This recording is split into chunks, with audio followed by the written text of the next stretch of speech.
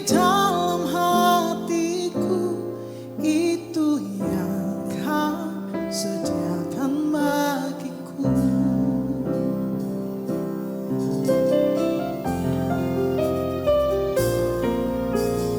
Kau Tuhan yang paling mengerti, Engkau pribadi yang memahami jalannya relung hati. Kau tahu, Kau mengasihiku.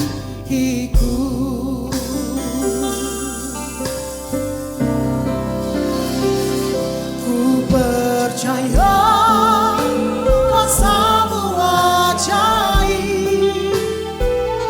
Ku percaya Kau sanggup menolongku. Ku serahkan seluruh kehidupanku sampai ku melihat mujizat nyata dalam hidupku. Engkau Tuhan, Engkau Tuhan yang paling mengerti, Engkau pribadi yang memahami jalannya relung hati. Kau tahu, Kau mengasihiku. Ku percaya kuasa-Mu ajaib. Ku percaya Kau sanggup menolongku. Ku serahkan seluruh kehidupanku sampai ku melihat mujizat nyata dalam hidupku. Ku percaya kuasa-Mu ajaib. Ku percaya Kau sanggup menolongku. Ku serahkan seluruh kehidupanku sampai ku melihat mujizat nyata dalam hidupku. Hanya Engkau Tuhan. Engkau Tuhan yang paling mengerti, Engkau pribadi yang memahami jalannya relung hati. Kau tahu, Kau mengasihiku. Ku percaya kuasa-Mu ajaib. Ku percaya Kau sanggup menolongku. Ku serahkan seluruh kehidupanku sampai ku melihat mujizat nyata dalam hidupku. Ku percaya kuasa-Mu menyatakan di hadapan Tuhan. Sungguh kami percaya Tuhan, Kau sanggup menolong. Kami berserah, ku serahkan seluruh kehidupan sampai ku melihat mujizat nyata dalam hidupku. Kita berdiri bersama-sama Bapak Ibu Saudaraku. Mari nyatakan dengan iman.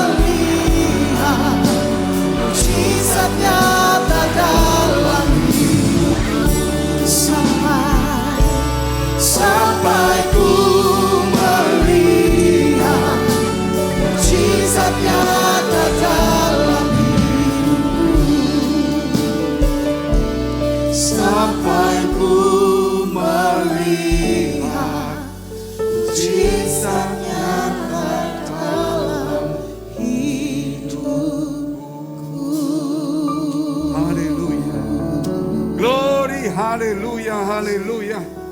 Terima kasih memberkati kami semua yang ada tempat ini. Kami percaya doa orang benar bila dengan yakin didoakan, besar kuasanya. Dan Engkau Tuhan selalu mendengar doa keluh kesah daripada umat-Mu. Mereka yang berseru siang malam kepadamu. Kami percaya Engkau memberikan kepada kami Tuhan juga Roh-Mu yang kudus kekuatan. Supaya kami tetap bersemangat, tetap kami Tuhan bernyala-nyala di dalam Tuhan Yesus Kristus. Terima kasih Tuhan. Biar setiap kami Tuhan punya hati yang selalu rindu dan haus akan firman-Mu. Karena itulah Tuhan yang Kau inginkan. Supaya suatu hari ketika bumi ini lenyap, langit ini lenyap Tuhan. Tapi firman-Mu tinggal tetap dalam kehidupan kami. Terima kasih Bapa. Di dalam nama Tuhan Yesus kami berdoa untuk mereka yang sakit Tuhan. Baik mereka yang berobat di Singapura, saudara kami Jason maupun saudara kami Stefanus, bahkan saudara kami juga Ria yang ada di Surabaya. Tuhan Engkau menjamah, Engkau memberikan kemurahan kasih-Mu, kuasa-Mu. Supaya mereka dipulihkan, disembuhkan dalam nama Yesus. Mereka juga Tuhan yang sedang sakit dimanapun mereka berada. Mereka yang dalam pergumulan, kami percaya melalui doa di tempat ini, Tuhan Engkau pasti mendengarnya. Dan Engkau akan menjawab sesuai dengan iman mereka. Di dalam nama Yesus biar iman mereka bangkit seperti bagaimana kami juga di tempat ini. Di dalam nama Tuhan kami sudah mengucap syukur dan berdoa. Haleluya. Amin, amin, amin. Silakan duduk, shalom. Puji Tuhan, saudara yang dikasihi Tuhan. Kalau kita melihat di akhir ini, firman Tuhan selalu mengatakan bahwa Dia akan datang kembali. Dan tanda-tanda kedatangannya sudah sangat dekat sekali. Tetapi yang Dia harapkan itu api yang dilemparkan ke bumi ini menyala. Api apa itu saudara? Itu adalah api daripada Roh Tuhan sendiri. Jadi kita harus punya semangat. Kita harus kasih yang membara. Kita harus kembali kepada kasih semula. Jikalau kekristenan kita, saudara, kalau tidak kembali kepada kasih semula, maka dikatakan kita sudah jatuh terlalu dalam. Dan Tuhan minta supaya kita bertobat kembali, melakukan kembali apa yang kita lakukan mungkin 20 tahun, 30 tahun. Tuhan ingin supaya mengulang kembali. Oleh karena itu jangan sampai kita mengulang. Tapi kita harus tetap menjaga saudara suhu daripada api Roh Kudus ini dalam hidup kita. Tidak boleh mundur karena masalah. Tidak boleh kecewa karena begitu banyak hal. Ketika ada kekecewaan, ketika ada masalah, itulah sebenarnya kesempatan kita melakukan firman Allah. Mengapa begitu banyak orang-orang di sekitar kita yang kerap kali tanpa sengaja menyakiti hati kita, menyinggung perasaan kita, membuat kita menjadi sakit hati. Itulah saudara, Tuhan ingin supaya kita melakukan firman Allah. Mendoakan mereka bukan berkeluh kesah. Mengucap syukur bukan saudara mulai kita bersungut-sungut. Mendoakan mereka bukan lagi kita mundur kecewa. kita semakin maju. Saya punya pengalaman ketika saya punya uang, punya usaha bagus, saya melayani sungguh-sungguh, saya bikin karyawan saya bagi-bagi untuk mereka kalau minggu pagi, siang, sore, saya kasih uang transport untuk nyanyi vokal grup di gereja-gereja. Gereja-gereja pasti senang kedatangan 6 orang baru. Belum nanti kita bantu Alkitab, bantu ini, bantu itu, saudara, persembahan. Dan kemudian saya juga bagi tim untuk orang masuk ke rumah-rumah sakit. Tetapi ketika perusahaan saya punya masalah, itu jauh 30 tahun lalu lebih. Saya tidak punya apa-apa. Persoalannya begitu banyak.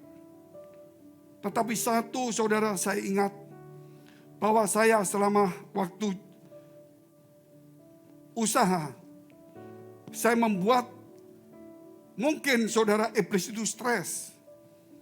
Tapi kemudian saya melihat dunia dan iblis membuat saya stres. Dan saya tidak mau stres, saya bikin mereka depresi. Sehingga ketika saya waktu tidak punya uang, ketika saya punya masalah begitu banyak, saya tulis, saudara, mulai firman Tuhan. Dan kemudian saya cetak banyak, saya sebarkan di mana-mana, saudara. Di rumah-rumah sakit. Supaya itu di situ mereka mengenal Yesus Kristus. Ada begitu banyak yang saya kerjakan. Walaupun dalam kondisi yang sangat sulit sekali. Dan baru-baru ini saya dapatkan berita. Teman saya seorang pendeta dari kota, di salah satu kota Sulawesi. Dia termasuk seorang yang tokoh beberapa gereja di bawah dia. Ketika dia dinyatakan sakit kanker, dia tidak mundur, dia tidak kecewa. Dia tetap tenang. Bahkan dikatakan kankernya sudah menjalar. Jadi mau dikimo enggak, sudah terlambat. Dia bilang kalau saya dikimo lemah, enggak usah dikimo. Tapi mungkin dikasih obat apa saya tidak tahu. Tapi dia pulang kembali. Dan saya lihat dia khotbah di minggu. Di hari biasa dia pendalaman Alkitab, apapun pekerjaan gereja, dia lakukan. Semangat sekali seperti orang gak sakit. Sampai saya lihat ini loh, ini mesti istirahat. Tapi dia enggak. Minggu dia khotbah lagi, saudara, padahal sudah kondisinya berat. Dia enggak mengeluh. Kalau enggak salah Senin atau Selasa, baru dia meninggal. Dia tidak ada meratap. Dia tidak bicara Tuhan apa-apa, enggak. Dia mau menggunakan waktu yang terakhir itu dengan segenap kekuatan dan hatinya. Dan dia mengakhiri pertandingan dengan baik. Mungkin saudara ada pendeta-pendeta yang imannya cukup bagus. Tapi mungkin mereka berobat juga, enggak salah. Supaya dia bisa melayani lebih lama. Tapi mungkin dia terpaksa berbulan-bulan di rumah sakit. Akhirnya dia mungkin ya kembali ke surga melalui rumah sakit. Dan pendeta ini tidak mau seperti itu. Dia ingin selamat, dia hidup, dia ingin melayani Tuhan. Dan itulah hari terakhir dia.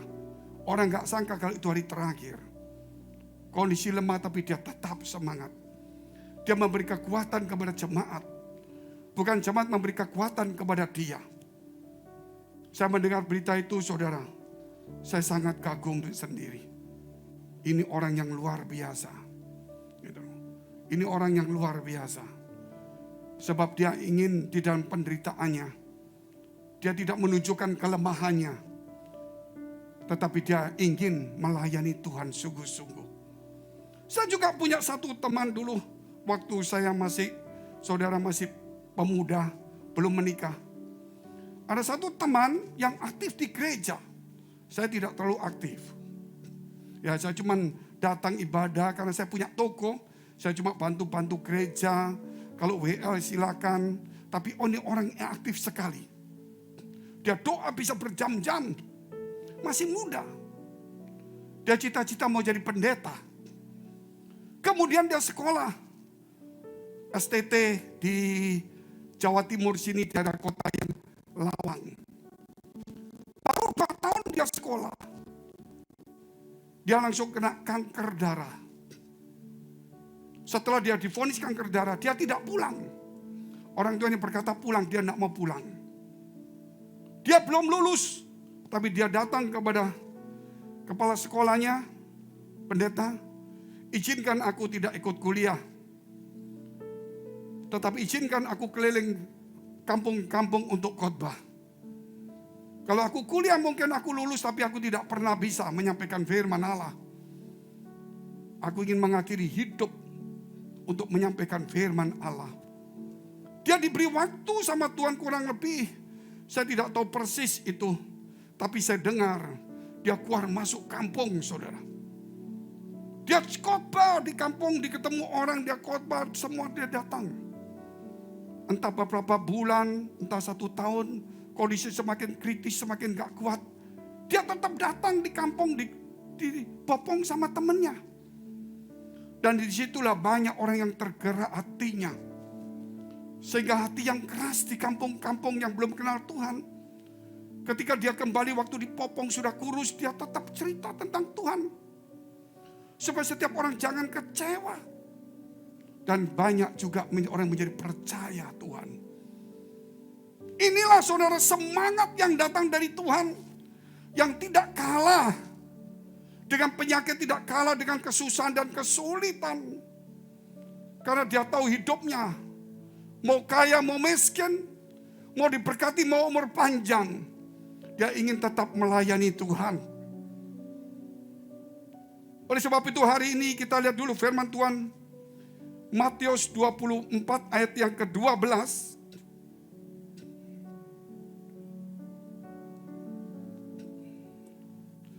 Dan karena makin bertambahnya kedurhakaan, maka kasih kebanyakan orang akan menjadi dingin. Inilah zaman sekarang, kedurhakaan begitu luar biasa. Saudara lihat anak-anak muda yang disekolahkan ke luar negeri, pulang bukan berterima kasih sama orang tuanya, tapi menganggap orang tuanya bodoh. Apakah seperti ini yang terjadi, saudara? Kerap kali kita juga melihat banyak sekali orang memberikan beasiswa. Termasuk mungkin ada bapak-bapak angkat, bapak asuh angkat, nyolok-nyolokkan orang sampai begitu hebat. Mungkin dia jadi insinyur, mungkin jadi pejabat, jadi pendeta. Bukannya berterima kasih kadang-kadang, saudara. Tapi mereka menganggap yang membantu dia orang kuno dan bodoh. Ini dunia. Kenapa begitu? Karena kasih sudah menjadi dingin. Kalau kasih sudah menjadi dingin, orang tidak bisa menghormati lagi. Tuhan pun tidak bisa dihormati, apalagi orang tua. Makanya kalau tidak gereja yang berbicara, siapa, saudara? Gereja harus memberikan satu pelajaran pengajaran. Jadi gereja tidak hanya bicara tentang dunia, tetapi pelajaran pengajaran. Mungkin cara menarik anak muda, kita mungkin bikin suasana, lokasi tempat acara yang menarik. Tetapi firmannya tetap firman dari surga. Yang khotbah mungkin orang-orang terkenal di dunia. Mungkin dia seorang penyanyi yang terkenal. Tetapi firman itu bukan dari dunia. Firman itu harus datang dari surga. Sehingga ketika orang tertarik akan dunia di tempat ini, dengan orang-orang yang mungkin dia banggakan, idolakan, tetapi ketika dia melihat ada firman Allah, saya yakin firman itu tidak akan kembali sia-sia. Sebab itu tidak sedikit saudara orang mengundang orang, ada undian hadiah, supaya orang itu mau datang. Demikian gereja, saudara. Kita harus membuat saudara-saudara semua ini bisa menjadi sesuatu yang menarik bagi orang lain. Dengan semangat saudara yang menyala-nyala. Itu satu alat promosi yang luar biasa. Tapi kalau saudara diam, nggak ada semangat, susah saudara padam, diberkati saudara sibuk, tidak memuji Tuhan, tidak ada satu semangat. Itu tidak membuat satu promosi bagi orang-orang dunia untuk datang di gereja. Sehingga gereja mesti mengeluarkan biaya banyak untuk menata ulang melalui alat-alat atau barang-barang yang mati. Supaya menarik orang datang, supaya mendengar firman Allah yang hidup. Yang sebenarnya saudara inilah barang-barang yang hidup yang bisa menarik mereka. Kita harus kerjasama saudara. Saudara bangunan rumah, saudara boleh dikatakan interior gereja yang hidup. Promosi yang hidup. Tetapi kalau kita saudara tidak mau menggebu-gebu, tidak punya semangat, akhirnya gereja mau tidak mau memanggil sesuatu dari luar, menata sesuatu yang sebenarnya duniawi untuk menarik orang-orang dunia datang di gereja. Dan kemudian kita rubah hati mereka. Hati mereka yang duniawi kita rubah melalui firman Allah. Dengan hati yang dari surga, yaitu firman Allah. Nah, itu membutuhkan kerjasama yang luar biasa. Semangat terus setiap hari memikirkan bagaimana supaya orang datang ke gereja. Memikirkan bagaimana supaya gereja ini menarik. Memikirkan bagaimana supaya orang sekeliling saya mau mendengar firman Allah. Itu yang harus kita pikirkan siang dan malam. Suatu hari kita tidak tahu apa yang terjadi. Hari ini saudara mendengar anak dari salah satu gubernur ya, yang ada di Jawa Barat hilang tertelan arus di tempat yang indah di Swiss. Apakah dia terseret sampai hilang ataukah dia bisa terdampar? Ya mudah-mudahan terdampar. Hidup itu tidak menentu. Kalau sampai hari ini kita bisa hidup, saudara, jangan sampai semangat itu padam. Kalau kita bisa percaya Tuhan, melayani Tuhan atau berjemaat, jangan sampai roh itu padam. Kalau kita bisa mendengarkan dan kita bisa beribadah, jangan sampai hati kita menjadi kering. Sehingga kita tidak mencari firman kembali. Setiap hari kita baca firman. Mungkin saya berkata, aduh Pak, kuno. Firman itu menjadikan apa yang tidak ada menjadi ada. Firman itu kekal. Mungkin hari ini kita baca. Firman itu menjadi seperti menari-nari, seperti saudara cerita biasa. Tapi ketika kita susah menderita, firman itu kembali datang. Yang terselip atau di mana datang. Karena firman itu bukan firman yang mati, tapi yang hidup firman itu. Karena tidak akan kembali sia-sia. Sehingga kemudian bangkit kembali. Itulah yang dibutuhkan saudara. Saya diundang ulang tahun. Saudara, ulang tahun. Saya nggak tahu ulang tahun siapa ini. Ya di Surabaya ini sama teman-teman ini semua ini. Ternyata ulang tahun saya, saudara. Jadi saya masuk, saya pikir ada apa? Wah, dikejutin loh. Selamat ulang tahun, saya siapa ini? Oh, saya di ulang tahun ini. Padahal saya ngomong nggak mau. Saya nggak mau, jangan ngerepotin saya ulang tahun. Kalau saya di ulang tahun ini, saya jadi kepikiran lebih dekat dengan kematian. Setelah itu dikasih roti sama teman-teman. Ya dikasih lelen suruh niup. Saya tiup. Shhh, mati. Nyala lagi. Dikerjai saya saudara. Tiup Pak. Mati. Nyala lagi saudara. Karena adanya lilin yang seperti itu. Saya tiup lagi, mati. Tiup lagi, mati. Waduh, saya bilang sama-sama nih saudara. Tapi mereka bilang, tiup terus Pak. Pendeta dikerjain. 20 kali tiup, mati. Mati. Mati. Saya dapat rema. Mungkin mereka ngerjai saya, senang. Tapi saya dapat rema. Jemaat itu mau minta. Saya tidak boleh padam. Walaupun ditiup oleh masalah. Saya harus bangkit kembali. Mungkin saya ditiup oleh persoalan, saya harus hidup kembali. Mungkin ketika ada masalah, kesulitan, tantangan, mungkin saya berpadam, harus hidup kembali. Karena saya diciptakan bukan padam, tapi tetap menyala. Tepuk tangan dulu untuk Tuhan, saudara. Kalau sudah tetap menyala, ditiup tetap nyala, ditiup mati nyala. Jangan saudara, belum ditiup sudah mati duluan. Nggak boleh, itu rema bagi saya. Sehingga saya waktu ngomong gitu saya marah sama teman-teman. Lain kali jangan begini. Tapi malam saya pikir, mereka nggak sadar Tuhan, bahwa lilin ini sudah berbicara kepada saya. Biar rohmu menyala-nyala dan layanilah Tuhan. Dan saya tahu suatu hari saya bisa padam. Saya bisa ditiup oleh persoalan masalah. Oleh begitu banyak kesulitan tantangan dalam bergereja. Mungkin saya akan padam tapi harus kembali nyala. Mungkin ditiup saya harus kembali nyala. Saudara, tidak boleh padam.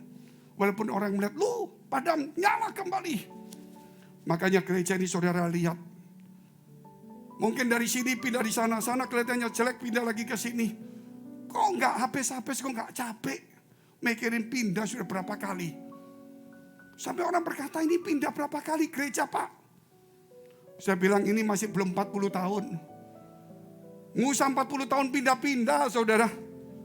Mungkin saya cuma 15 tahun saja pindah terus. Dan itu pun gak 1 tahun pindah. Semangat harus kembali nyala-nyala. Kadang-kadang mikirin gereja pindah mana, ngatur mana. Apalagi 50 gereja lebih gak gampang saudara. Acara DOF ini, saya pikir 2 gereja ngatur pembicara. Besok muncul lagi Pak, saya ngadakan, saya atur lagi. Besok ngomong lagi Pak, saya ada. Sampai hari terakhir muncul lagi. Ngatur tiket, ngatur pembicara gak gampang. Tapi namanya gembala ya sudahlah kerja. Kalau kita angkat kening sedikit, gembala kok gampang marah. Dia gak tahu ini saudara. Sudah 2 minggu bikin seperti ngerubah-ngerubah kode-kode semua nama-nama pembicara ngurus tiket gak gampang.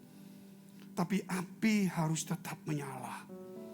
Tidak boleh padam. Kadang-kadang capek, sudah mikir capek. Tetapi tetap harus menyala-nyala. Nah ini saudara. Tapi mungkin saudara berkata begini, maaf Pak. Api saya tetap menyala Pak. Kenapa? Lihat badan saya kadang-kadang panas. Muka saya merah. Beber saya pecah. Itu panas dalam. Itu perlu adem sari saudara. Bukan dipadamkan. Itu lain. Banyak orang seperti itu amarah. Karena sakit. Ada yang juga ngomong, Pak saya sudah panas semua Pak. Sampai menggigil. Itu demam. Saudara banyak orang seperti itu. Kita bukan panasnya karena demam. Kita bukan panas saudara. Karena panas dalam. Tapi kita panas itu bukan karena emosi. Tapi kita panas karena kasih Tuhan. Amin.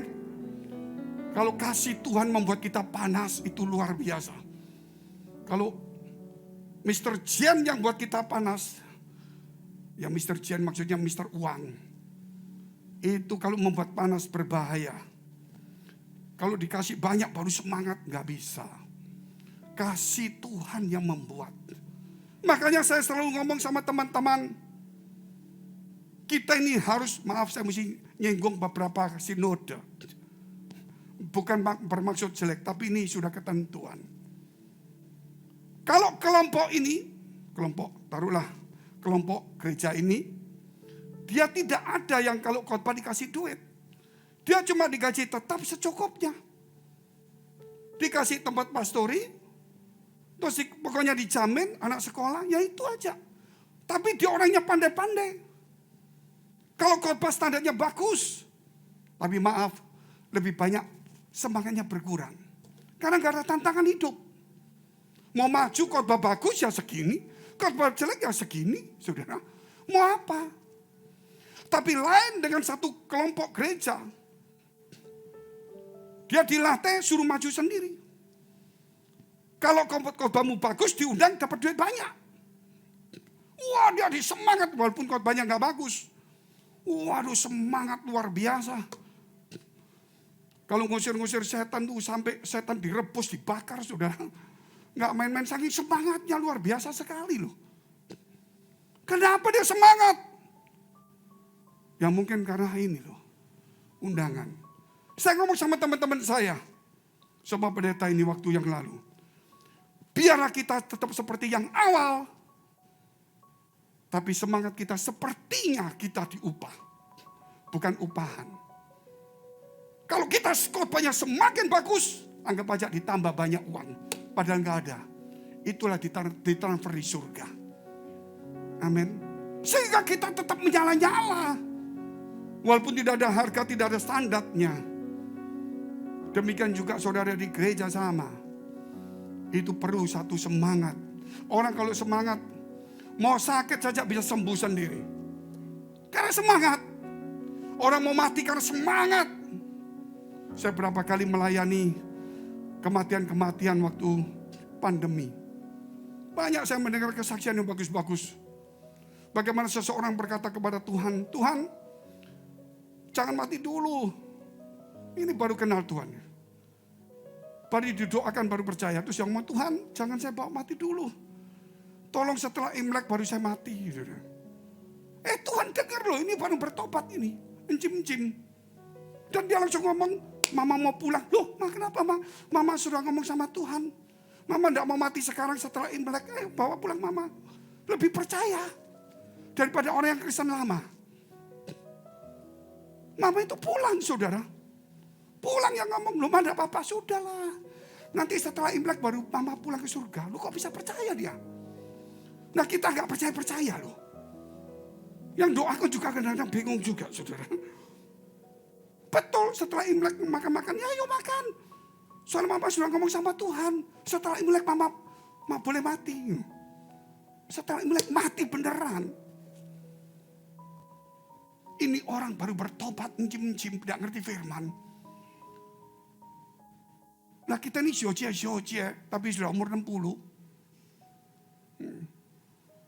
Sudah doanya sudah panjang-panjang, tapi gak percaya dengan doanya.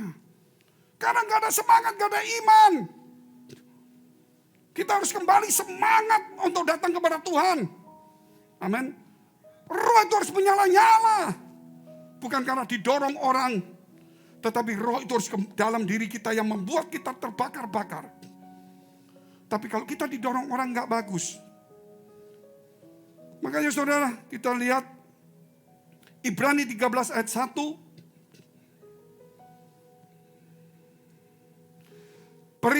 Peliharalah kasih persaudaraan. Jadi kasih persaudaraan harus dipelihara. Sakit hati, kecewa, tersinggung, tetap harus mengasihi. Musuh aja harus kita kasih, apalagi teman segereja. Yang menyakiti kita, yang salah paham, tersinggung. Marah sebentar, mengampuni selamanya.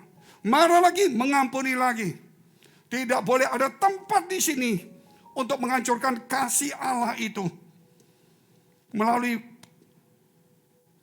kekecewaan, sakit hati, harus dibuang.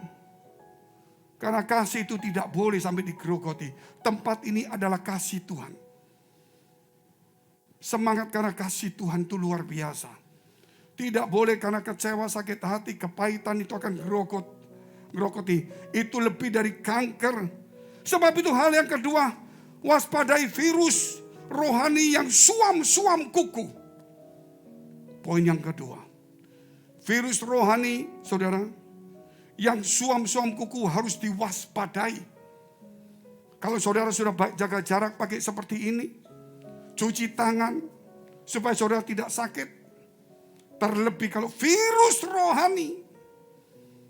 Apalagi saudara, kalau kita lihat itu ragi daripada Farisi, ragi dari ahli Taurat yang suka ngomong firman tapi tidak melakukan, yang memutarbalikkan kebenaran.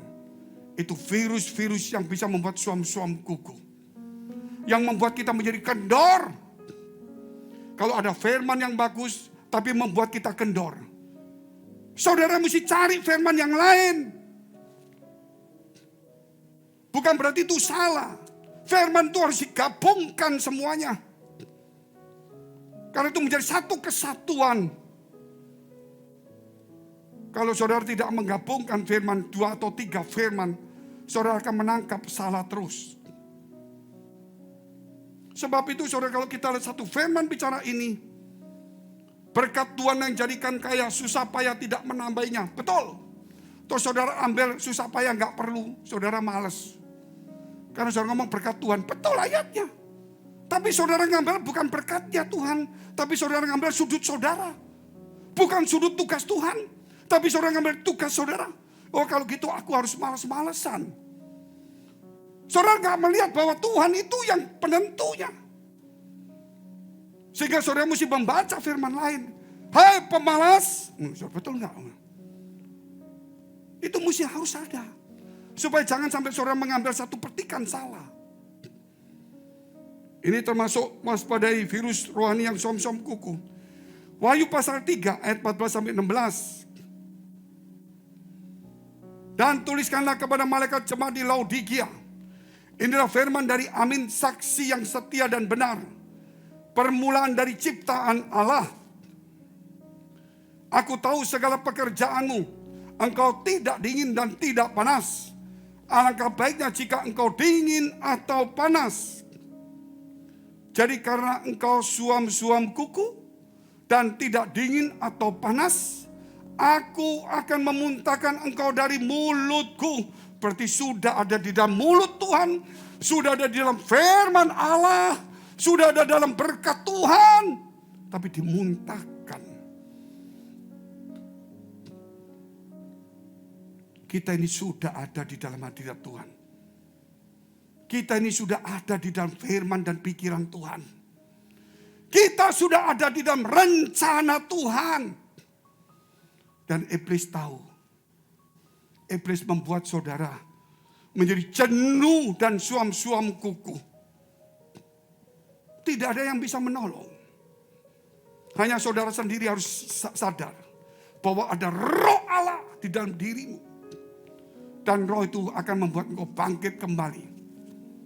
Kalau sampai suam-suam kuku berarti kita yang memadamkan roh itu. Sebab itu jangan sampai padam. Karena akan dimuntahkan. Matius 24 ayat 13 dan 14. Tetapi orang yang bertahan sampai pada kesudahnya akan selamat.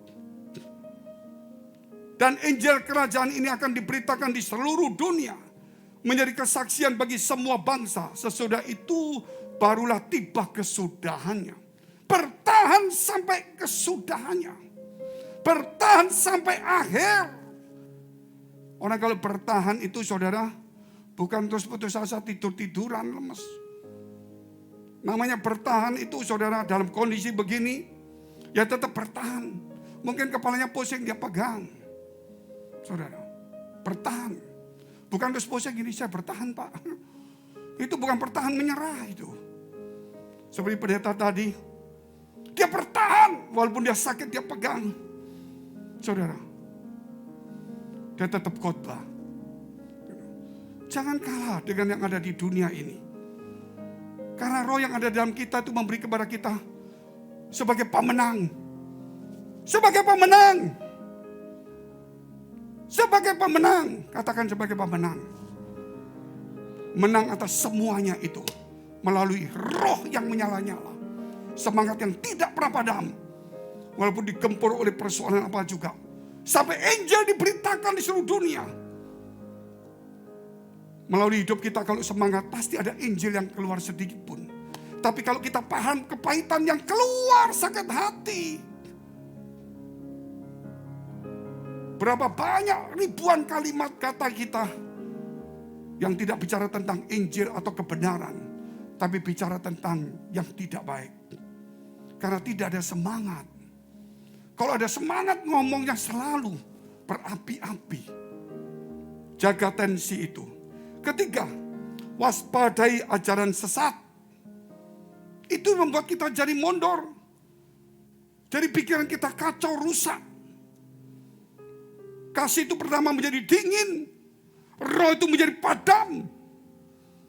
Akhirnya kita mulai mencari-cari masalah di gereja. Mungkin kita mulai memutarbalikkan firman Allah. Dan saudara melihat banyak pendeta-pendeta yang sudah tiba-tiba berubah semua. Karena apa saudara? Ajaran sesat. Makanya saudara, back to Jesus teaching. Mega project karakter Kristus. Misi pemuritan dan regenerasi. Diakonia kasih itu gak bisa dihilangkan dari kita. Saya punya satu teman tahun 2004 berapa sampai 22 berapa tahun ya? Berapa?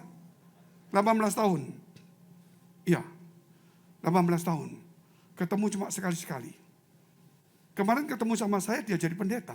Ya pendeta muda lah. Pendeta muda. Dia ngomong sama saya banyak. Terus yang mari ngomong-ngomong banyak. Terus setelah ngomong banyak dia ngomong gini. Apapun juga Pak Fengki. Pengajaran sesat apapun juga. Tidak bisa dilawan. Dan itu akan masuk. Tapi kalau back to Jesus teaching. Tiba-tiba dia ngomong gitu sama saya saudara. Kayak dia yang nemukan aja. Tapi kalau back to Jesus teaching Pak Fengki.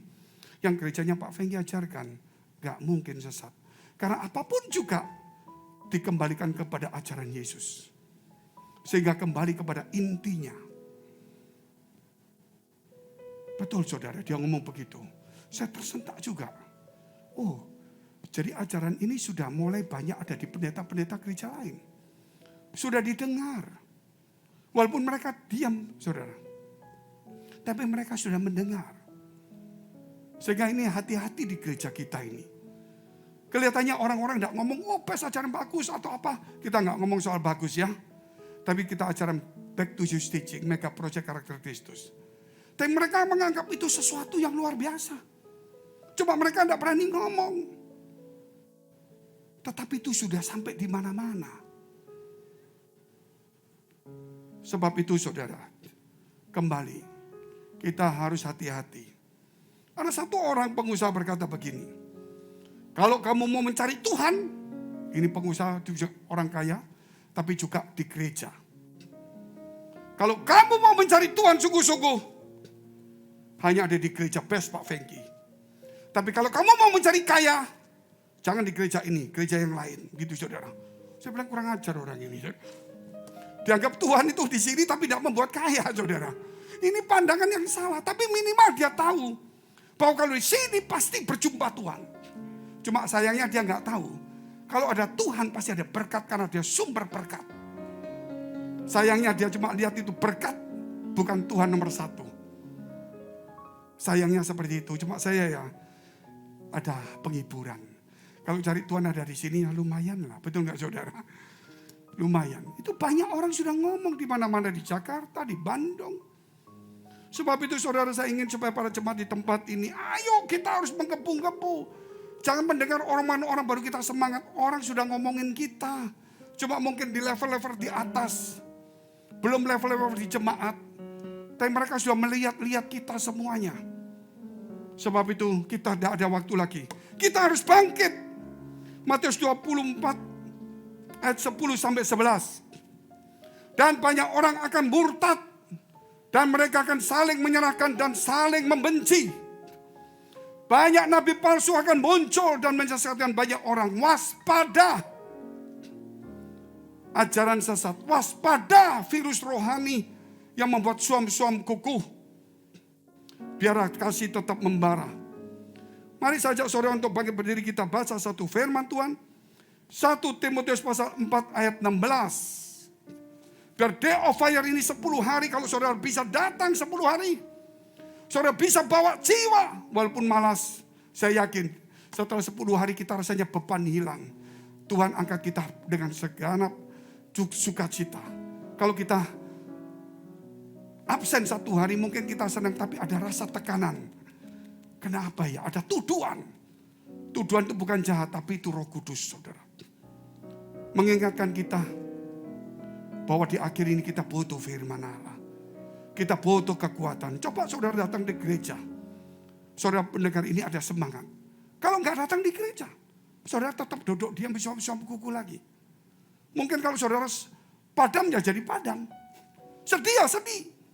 Tapi di sini minimal melalui firman ini, saudara diangkat kembali oleh Tuhan.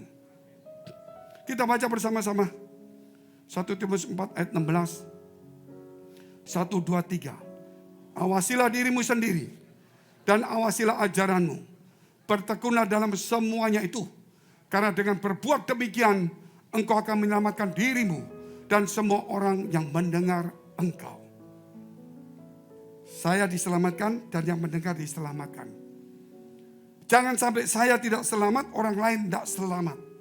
Gara-gara pelayanan. Sebab itu saya harus mengawasi ajaran saya. Apakah sesuai dengan ajaran Yesus?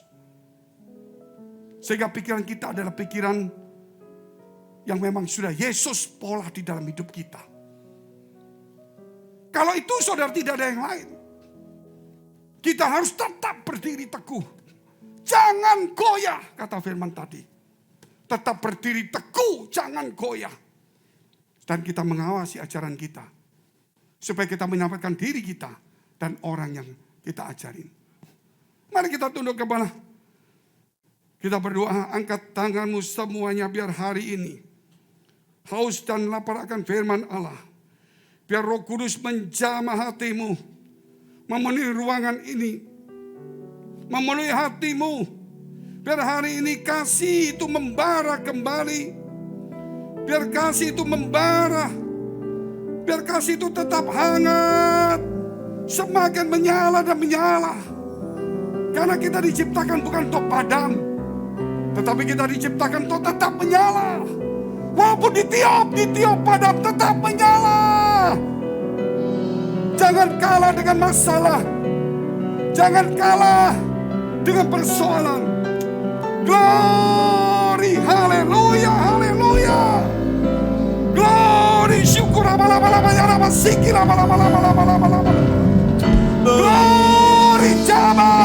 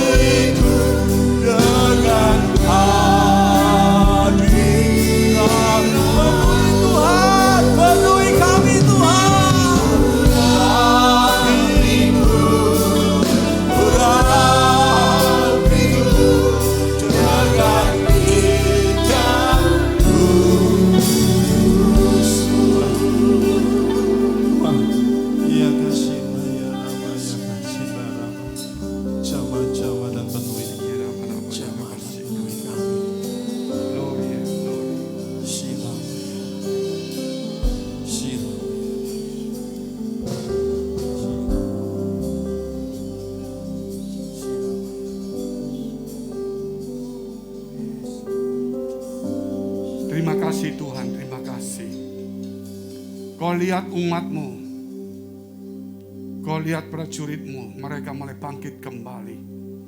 Mereka mengangkat kembali senjata rohani mereka.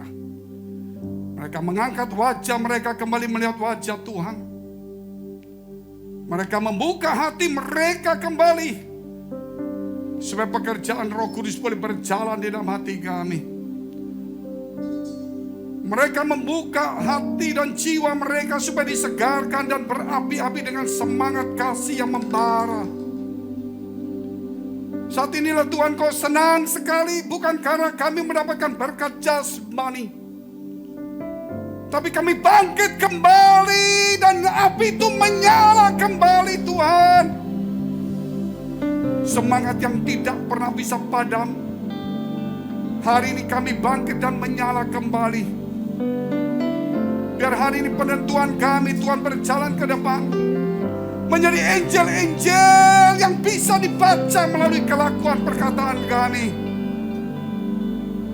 Menjadi promosi-promosi Tuhan yang hidup. Kau memberkati kami semua di tempat ini. Biar semangat itu kembali menyala-nyala. Kasih semula. Virus rohani yang membuat suam-suam kokoh. Ajaran sesat, Tuhan, sudah kami singkirkan dari pikiran kami. Kami mau kembali kepada kasih semula. Kami mau kembali kepada ajaran Yesus. Roh Kudus, tonton kami, supaya kami kembali kepada ajaran Tuhan. Glory, haleluya, haleluya. Glory, haleluya, haleluya. Syukur, syukur, syukur. Mari, biar kita mendengarkan satu pujian kembali. Glory, haleluya, haleluya.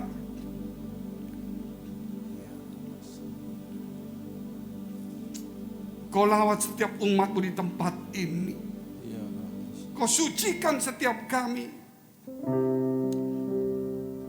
Biar hari ini Tuhan adalah malam Engkau bangga dengan kami semua yang bangkit kembali dari keterpurukan, dari kekecewaan, sakit hati, kepahitan, kemalasan. Terima kasih Tuhan, terima kasih atas firman-Mu, atas Roh-Mu yang Kau curahkan pada malam hari ini. Terima kasih Tuhan, terima kasih. Glory, haleluya, haleluya. Ku percaya kuasa-Mu ajaib. Ku percaya Kau sanggup menolongku.